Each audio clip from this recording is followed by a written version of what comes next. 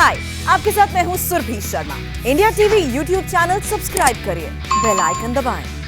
दिल्ली के अस्पतालों में ऑक्सीजन की लगातार कमी हो रही है और जान बचाने के लिए ऑक्सीजन टैंकर्स को अस्पतालों में वक्त रहते पहुंचाना यह एक सबसे बड़ा टास्क इस वक्त बन गया है और इसकी सबसे अहम जिम्मेदारी है दिल्ली पुलिस के ऊपर, जो इसे बखूबी निभा भी रही है। अब आगे आगे दिल्ली पुलिस की गाड़ी चलती है, पीछे पीछे ऑक्सीजन के टैंकर चलते हैं। यह सिचुएशन इस वक्त कितनी खराब है और दिल्ली पुलिस कैसे हैंडल कर रही है, हमारे साथ इस बारे में बात करने के लिए Delhi police commissioner SN Srivastava ji जुड़ रहे हैं। सर, आपका बहुत बहुत स्वागत है इंडिया टीवी पर। हमने कुछ तस्वीरें भी देखी जहां दिल्ली पुलिस ने एस्कॉर्ट करके इमरजेंसी के दौरान और बहुत कम वक्त में टैंकर्स को दूसरे राज्य से दिल्ली तक पहुंचाया है। हम जानना चाहते हैं इस वक्त कैसी स्थिति है और दिल्ली पुलिस कैसे इससे लड़ रही है। देखिए, इसमें दो पहलू हैं। एक तो बाहर से जो ऑक्सीजन के जो टैंकर्स हैं उसको ग्रीन पैसेज दे करके उसको दिल्ली के अंदर ले आना, और दूसरा है डिस्ट्रीब्यूशन का। आपने देखा कि पिछले कई दिनों से जब भी अस्पताल में शॉर्टेज पड़ती थी और वो पुलिस को इन्फॉर्म करते थे, पुलिस सेवा भावना से गैस के सिलेंडर्स इंतजाम करा करके और हॉस्पिटल्स को मुहैया कराया करती, और बहुत अच्छा काम है। इसमें बहुत लोगों की जानें बची, हॉस्पिटल्स ने धन्यवाद भी दिया पुलिस को। लेकिन ये जो इंतजाम है ये एक तरह से एटमोस्ट मेकशिफ्ट इंतजाम है।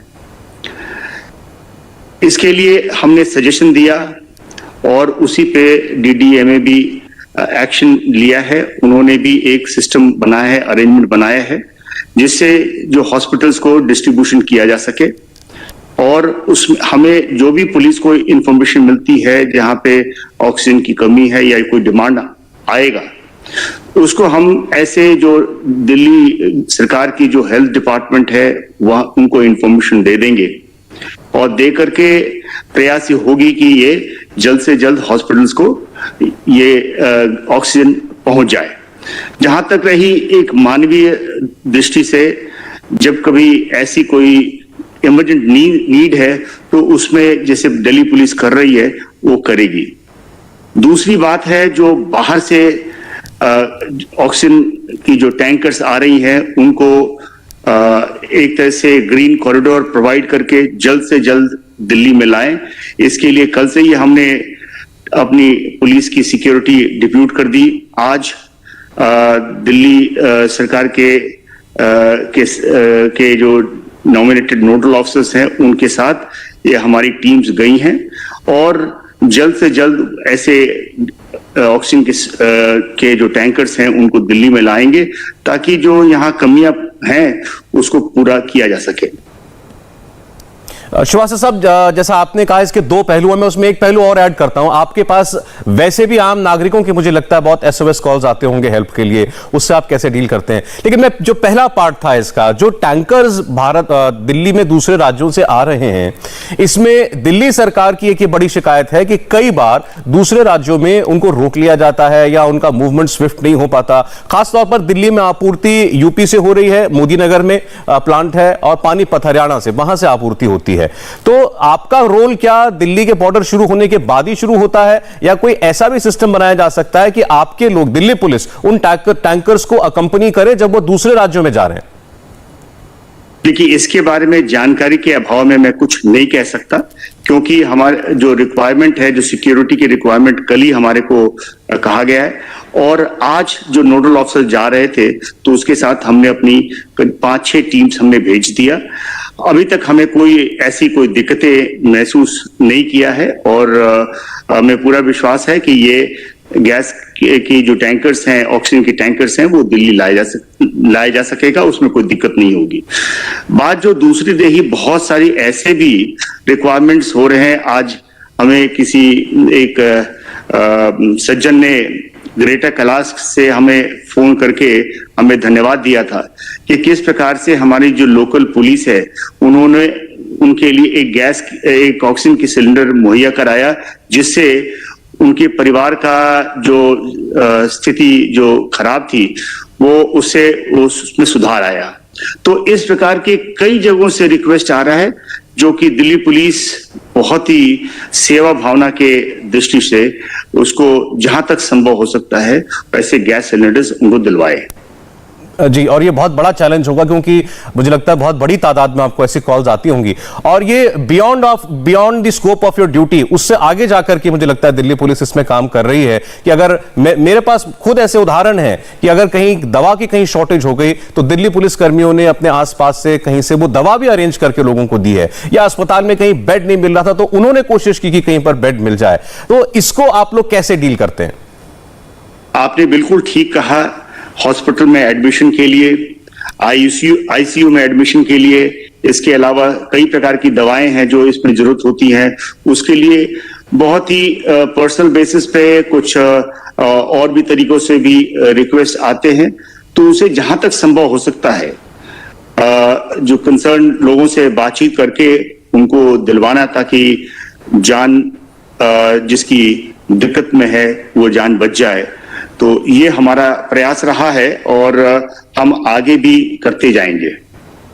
श्रीवास्तव साहब, जो पहले बात हो रही थी हॉस्पिटल्स में जो ऑक्सीजन की कमी है, हम लोग खुद ये देख रहे हैं पिछले 2-3 दिन से, खास तौर पर हॉस्पिटल्स को मीडिया का सहारा भी लेना पड़ रहा है। वो हमें कांटेक्ट करते हैं, हमसे बात करते हैं कि हमारे यहाँ बहुत शॉर्टेज है, या वो सोशल मीडिया पर अपनी जरूरत जो है वो डालते हैं। वो जब आपको फोन करते हैं कोई हॉस्पिटल से कि हमें ऑक्सीजन चाहिए, तो आपका रोल उसमें क्या है? आप वो रिक्वेस्ट आगे किसी को फॉरवर्ड करते हैं या उसको खुद अरेंज करने की भी कोशिश करते हैं कहीं से? देखिए, अभी तक तो चूंकि अरेंजमेंट्स अभी ठीक की जा रही हैं, और ये जो अरेंजमेंट जो ठीक की जा रही है उसमें पुलिस आगे बढ़ करके उस अरेंजमेंट को ठीक करने में मदद भी करेगी। लेकिन अभी तक तो उसके अभाव में दिल्ली पुलिस खुद आगे बढ़ करके ऐसे गैस के सिलेंडर्स को इंतजाम करा रही थी, जहां पे भी जो गैस के टैंकर्स हैं उसको एस्कॉर्ट करके हॉस्पिटल में पहुंचाना।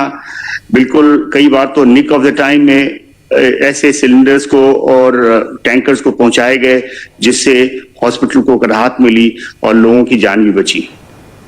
मुझे एक वाकया याद आ रहा है, वो काफी चर्चा में रहा था कि एक सज्जन थे, काफी एजेड थे, उनको कोरोना हो गया, उनके अपने घर वालों ने उनकी सुध नहीं ली, वो बाहर थे और दिल्ली पुलिस के एक कर्मी ने उनको अस्पताल पहुंचाया। तो ऐसे लोगों की मदद भी दिल्ली पुलिस की तरफ से की जा रही है जिनको उनके अपनों ने अबैंडन कर दिया।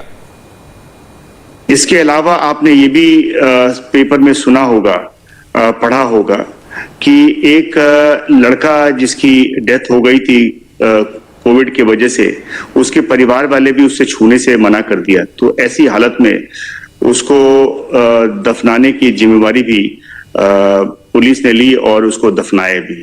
तो ऐसे बहुत प्रकार की जो चीजें हैं जिसको हमारे पुलिसकर्मी सेवा भावना से, मानवीय तरीके से उसको निभा रहे हैं। जी सर, एक और बहुत ज्यादा जो वाकया चर्चा में रहा, एक गाड़ी रोकी गई दिल्ली के अंदर, उसके अंदर एक कपल पति पत्नी बैठे हुए थे और उन्होंने बहुत बदतमीजी करी पुलिस के साथ, मास्क पहनने से मना कर दिया, पुलिस कर्मियों को धमकाने लगे, वो कर्फ्यू का भी उल्लंघन कर रहे थे, मास्क पहनने के आदेश का भी उल्लंघन कर रहे थे। फिलहाल वो जेल में है। तो ये कितना बड़ा संकट है आपके लिए कि आप आम लोगों से कंप्लायंस करवा पाए फिलहाल? देखिए, इस प्रकार की जो बहुत डिफरेंट टाइप की सिचुएशंस आए दिन पुलिस को देखना पड़ता है और उसको निभाना भी पड़ता है। तो मैं इसके बारे में यही कहूंगी कि दिल्ली पुलिस काफी ट्रेन्ड पुलिस फोर्स है और दिल्ली में कई प्रकार की सिचुएशंस इसने एनकाउंटर किया है और उसमें जो सही होना चाहिए उस प्रकार से इसने दिल्ली पुलिस ने एक्ट किया है। तो इस केस में जैसे आपको जानकारी में है, उसकी वीडियो भी बन गई थी, उसमें बहुत प्रकार की ऐसी बातें भी कही गई थी जो कि नहीं कहना चाहिए था। बाद में पुलिस ने उस एविडेंस को ध्यान में रखते हुए केस रजिस्टर किया और आज लीगल एक्शन के अंतर्गत उस जुडिशियल कस्टडी में दोनों जुडिशियल कस्टडी में हैं। जी शिवाज साहब, दरअसल ये चैलेंज दो तरफा है। एक तरफ आपका वो दिल्ली पुलिस का वो मानवीय रूप है जो जिसके बारे में हमने अभी बात की कि किसी को दवा दिलानी, बेड दिलाना या ऑक्सीजन तक पहुंचाना, लोगों तक, अस्पतालों तक। आपने कहा लोगों को क्रिमेट करने तक में दिल्ली पुलिस ने मदद की है कोविड पेशेंट्स को। लेकिन इसके साथ साथ वो सख्ती बरतना भी जरूरी है कि जो लोग अब भी कोरोना को हल्के में ले रहे हैं उन पर कोई लगाम लगे। दिल्ली में मास्क ना पहनने पर फाइन है, थूकने पर फाइन है, तो इसको इन्फोर्स कैसे कर रहे हैं आप लोग? कितने मामले आपके पास ऐसे आते हैं जहां आपको फाइन करना पड़ता हो? ऐसे रोजाना करीब 3-4 हजार लोगों को चालान की जाती है, जिसमें 2,000 की फाइन होता है। कई लोगों के खिलाफ केस रजिस्टर होता है 188 आईपीसी के तहत और उनको अरेस्ट भी किया जाता है, चीजें जब्त की जाती हैं, गाड़ियां भी जब्त की जाती हैं। तो इस पे काफी पुलिस टफ है। दिल्ली पुलिस जहां पे टफ सिचुएशन होता है, जहां पे लीगल एक्शन लेना था, वहां लीगल एक्शन भी लेती है, और साथ में जहां पे अपनी मानवीय दृष्टि से काम करना होता है वहां वो भी करती है। तो जैसा सिचुएशन होता है वैसा ही दिल्ली पुलिस को एक्ट करना होता है। एक तरह का काम तो कहीं भी उसको एक्सेप्टेबल नहीं है, तो समय के अनुसार से दिल्ली पुलिस उस प्रकार का काम करती है। कमिश्नर साहब, लॉकडाउन पिछले साल भी लगा था और पिछले साल तो बहुत लंबा लॉकडाउन था पूरे देश में, दिल्ली समेत। इस बार 1 हफ्ते का ही लॉकडाउन है, लेकिन इस बार हम ये महसूस कर रहे हैं कि दिल्ली पर वेहिकुलर मूवमेंट काफी दिखाई दे रहा है पिछले साल की तुलना में। तो इस बार क्या ऐसा कोई निर्देश है कि हमको उतना स्ट्रिंजेंट लॉकडाउन नहीं इंप्लीमेंट करना है, पिछली बार की तरह उतनी चेकिंग नहीं है, या लोगों से आने जाने का उतना पर्पज नहीं पूछा जा रहा? क्या फर्क है पिछली बार के लॉकडाउन में और इस लॉकडाउन में? नहीं, लॉकडाउन जैसा जो ऑर्डर्स होते हैं डीडीएमए का, दिल्ली डिजास्टर मैनेजमेंट अथॉरिटी की जो ऑर्डर्स होती है उसी के अनुसार से होता है, और उसके अनुसार से बिल्कुल सख्ती से इंप्लीमेंट हो रहा है। आपने देखा होगा कि इसमें बहुत सारी एक्टिविटीज परमिटेड हैं, और जो परमिटेड एक्टिविटीज को उसको दिल्ली पुलिस परमिट कर रही है। हाय, आई एम सुरभि शर्मा। खबरों से अपडेट रहने के लिए India TV YouTube channel subscribe करिए, साथ में बेल आइकन जरूर दबाएं। जुड़े रहें इंडिया टीवी के साथ।